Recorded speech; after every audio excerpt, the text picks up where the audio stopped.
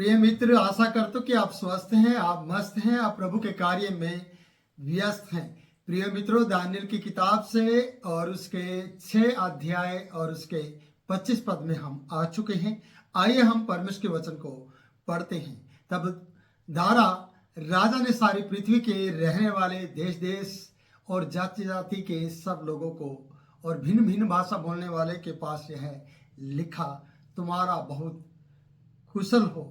प्रियो, ये राजा क्यों कुशल कह रहा है? ये उन लोगों तक संदेश पहुंचा दिया है जो देश देश के रहने वाले लोग हैं और जाति जाति के और अन्य भाषा बोलने वाले या भिन्न भिन्न भाषा बोलने वाले लोगों को राजा के द्वारा लिखा गया है। क्या? तुम्हारा कुशल हो। आप जानते हैं ये कुशल क्यों हो? क्योंकि दारा के समय में सिंहों की मान से जिस दानियल को डलवाया गया था वो जिंदा बाहर आ गया है। और जिंदा जब वो बाहर आया तो निंदा करने वाले दानियल की जो निंदा कर रहे थे वो अब जिंदा नहीं रहे, क्योंकि वो शेरों की मान में डाल दिए गए हैं। और जब शेरों की मान में वो डाल दिए गए हैं तो वहाँ पर लिखा है इस प्रकार से कि वो पैंदी तक भी नहीं पहुँचे थे कि शेरों ने झपट कर उन्हें हड्डियों समेत चबा डाला। इसलिए चुगलखोर उस देश में नहीं है। दानियल कोई चुगली करने वाला व्यक्ति दानियल के लिए अब नहीं है। इसलिए राजा ये कहना चाहता है कि देख, वो परिवार, उनका पूरा घराना, उनकी पूरी पीढ़ी खत्म कर दी गई है। अब तुम्हारा खुशल हो। वो इसलिए खुशल हो क्योंकि तुम इन जैसे लोगों की तरह अपने जीवन को नहीं जीना। इसलिए ये संदेश है सारी पृथ्वी के लोगों को और सारी जाति के लोगों को और भिन्न भिन्न भाषा बोलने वाले लोगों के लिए ये एक संदेश है कि तुम्हारा खुशल हो। सचमुच में आपका खुशल, और आप खुश तब रह सकते हैं, आपके घर परिवार घराना खुशल तब रह सकता है जब आप किसी के विरुद्ध में किसी के लिए भी चुगली नहीं करते हैं, किसी के विरुद्ध में कोई झूठी साक्षी नहीं देते हैं, किसी के बारे में आप गलत बात नहीं करते हैं। तो प्रियो, आप खुशल रह सकते हैं। और राजा की तरफ से ये फरमान है, ये खुशी की बात है कि राजा आपका खुशल देखना चाहता है। राजा कभी नहीं चाहेगा कि आपकी सजा आपके बच्चों और परिवार को मिले, पर उसके घरानों को, चुगलखोर लोगों को और चुगलखोरों के आने वाली पीढ़ी को, ईर्ष्यालु लोगों को राजा ने खत्म कर दिया। इसलिए खत्म कर दिया कि उन लोगों ने एक धर्मी व्यक्ति के प्रति गर्मी रखते हुए नरमी नहीं दिखाई, बल्कि उसे मरवाने की कोशिश की और राजा को भी झूठी बातों में फंसाकर या राजा के द्वारा भी वो आज्ञा लिखवाकर, हस्ताक्षर करवाकर उसे फंसाने की कोशिश की गई है। इसलिए प्रियो, मैं ऐसा कहना चाहता हूँ कि आज परमेश्वर का जन के कारण से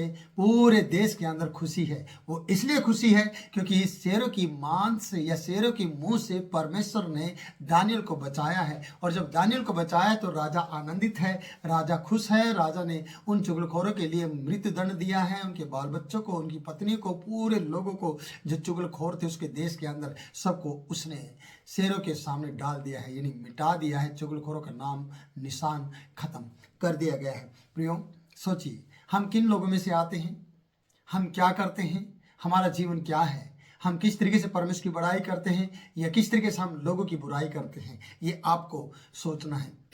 इसलिए मैं कहना चाहूँगा, मैं इस प्रकार से 25 पद को हमने पढ़ा है कि ये फरमान था, ये एक आज्ञा थी। इस प्रकार से सारी पृथ्वी के रहने वालों के लिए एक खुशखबरी थी, देश के लोगों के लिए खुशखबरी थी, जाति जाति के सब लोगों के लिए खुशखबरी थी, भिन्न भिन्न भाषा बोलने वालों के लिए ये खुशखबरी थी। उनके लिए ये लिखा गया था कि तुम्हारा बहुत कुशल हो, तुम बहुत आनंदित हो, तुम प्रसन्न रहो। आगे पढ़ते हैं प्रियो, क्या कहता है राजा। 26 पद में हम देखते हैं, मैं ये आज्ञा देता हूं। पहले खुशल की बात की गई कि आप स्वस्थ रहें, खुश रहें, मस्त रहें और कभी भी घबराने की जरूरत आपको ना पड़े। इसलिए मैं यह आज्ञा देता हूं कि जहां जहां मेरे राज्य का अधिकार है या मेरा अधिकार है, वहां के लोग दानियल के परमेश्वर के सन्मुख कांपते और थरथराते रहें। सोचिएगा, राजा ने इस प्रकार से बताया है, जिस दानियल के परमेश्वर और दानियल के विरुद्ध में वो सब लोगों ने चुगली खाई थी, उनको खत्म कर दिया गया है। अब सिर्फ यही चुगलखोर लोग ही दानियल को थोड़ा नफरत के साथ देखते रहे होंगे। अब पूरी दुनिया, ये दुनिया के लोग और जहाँ जहाँ इस राजा का राज्य है, वो सब लोगों को हुक्म दे दिया गया है। क्या हुक्म है? जहाँ मेरे राज्य का अधिकार है, वहाँ के लोग दानियल के परमेश्वर के सन्मुख कांपते और थरथराते रहें। देखिए क्यों थरथराते रहे, क्यों कांपते रहे? क्योंकि जीविता और युगन युग तक रहने वाला परमेश्वर वही है। ये राजा की बात है, ये राजा ने कही है, क्योंकि राजा ने अपने आंखों से दानियल को जिंदा देखा है। उसने उसकी निंदा नहीं की है, पर जिंदा लोगों ने दानियल के परमेश्वर की निंदा की और आज वो जिंदा नहीं है। उनका कोई भी बच्चा जिंदा नहीं है, कोई भी पत्नी या परिवार का सदस्य जिंदा नहीं है। जो परमेश्वर की करेगा निंदा वो नहीं रहेगा जिंदा। याद रखिएगा, परमेश्वर जिंदा रख सकता है, इसलिए ना करो आप परमेश्वर की निंदा। आइए हम आगे पढ़ते हैं। उसने कहा उसका राज्य अविनाशी है, वो युगन युग तक रहने वाला परमेश्वर है और उसका राज्य अविनाशी है और उसकी प्रभुता सदा स्थिर है। उसकी प्रभुता स्थिर है, उसको कोई हिला नहीं सकता। जिस प्रकार से चट्टान को हिलाना असंभव है, उसी प्रकार से परमेश्वर के राज्य को या परमेश्वर को हिलाना बड़ा मुश्किल है, असंभव है। यहाँ पर ऐसा लिखा है, वो अविनाशी है, उसकी प्रभुता स्थिर है। प्रभुता को कोई खत्म नहीं कर सकता। सच्चे जीवित लोग जो परमेश्वर को मानते, जीवित परमेश्वर को मानते, उनके लिए उसकी प्रभुता स्थिर है। याद रखिए, आज राजा दारा ने भी इस बात को साबित कर दिया है। राजा दारा ने भी ये बात कह दी है कि सच्चा जीवित परमेश्वर इनका परमेश्वर है। नबूकदनेस्सर राजा ने भी जान लिया था कि ऐसा कोई देवता नहीं है जो इस रीति से आग की भट्टी से बाहर निकाल सके या बचा सके।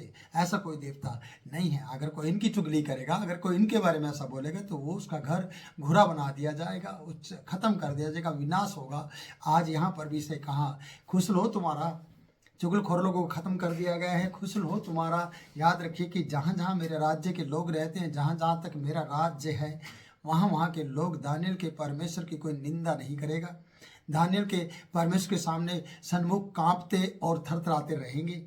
देखिए, जो राजा बेचैन था दानियल के लिए, आज दानियल के परमेश्वर के सामने कांपने के लिए लोगों को आज्ञा देता है। जो लोग राजा को आज्ञा दे रहे थे या राजा से आज्ञा लिखवा रहे थे, हस्ताक्षर करा रहे थे, वो लोग अब दुनिया में नहीं रहे। इसलिए आगे लिखा वचन बताता है कि परमेश्वर का जो वचन है, परमेश्वर की जो सामर्थ है, परमेश्वर की जो ताकत है, जो प्रार्थना की ताकत है, वो राजाओं को आपके सामने झुकाने के लिए और परमेश्वर के सामने झुकने के लिए, आपको राजा परमेश्वर के सामने झुके, राजा परमेश्वर की वाणी बोले, राजा परमेश्वर की बड़ाई करे, पहले आपको समर्पण करना होगा। कि आपके कारण, दानियल के कारण राजा ये बात कह पाया है। याद रखना, सिर्फ दानियल के कारण, सदरक मेशक के कारण राजा ये बात कहता है।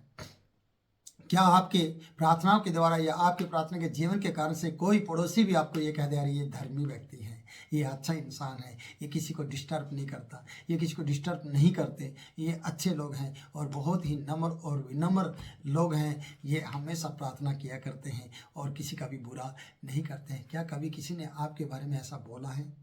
या हमेशा आपके साथ रहने वाले लोग ये कहते हैं, ये बड़े डिस्टर्ब करने वाले लोग हैं, ये बहुत ही ज़्यादा हल्ला गुल्ला करने वाले हैं, ये बहुत ज़्यादा लोगों को परेशान करते हैं, ये धर्म परिवर्तन करते हैं और ऐसा करते हैं। प्रियो, ये सब बातें तब आती है जब हम दिखावटी काम ज़्यादा करते हैं, मिलावटी काम ज़्यादा करते हैं और परमेश्वर के साथ मेल मिलाप कम करते हैं, तब जाकर ये सब बातें होती हैं। इसलिए दानियल ने कोई भी वहाँ पर प्रचार नहीं किया।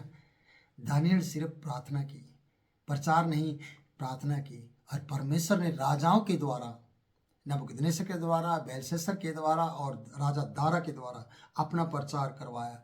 इसलिए करवाया क्योंकि दानियल हर काम में वफादार रहा। सदरक मेशक परमेश्वर के सामने झुके, परमेश्वर के लिए आग की भट्ठी में चले गए। इसलिए राजा बोलने पर मजबूर हो गए कि इनका परमेश्वर। इसलिए दानियल के परमेश्वर के सामने मेरे राज्य के लोग कांपते और थरथराते रहे। ये बात तब होती है प्रियो, जब आपके जीवन में परमेश्वर हो, जब आप अपना समय परमेश्वर के साथ बिता रहे हो, जब आप अपने समय को परमेश्वर के साथ खर्च कर रहे हो, स्पेंड कर रहे हो, तब जाकर आपके साथ परमेश्वर खड़ा होता है। तो सिंहों के मुंह बंद किए जाएंगे, सिंह खा नहीं पाएंगे आपको कभी भी, क्योंकि आप परमेश्वर के लिए अपने मुंह को खोलते हैं और परमेश्वर आपके शत्रु के मुंह को बंद करता है।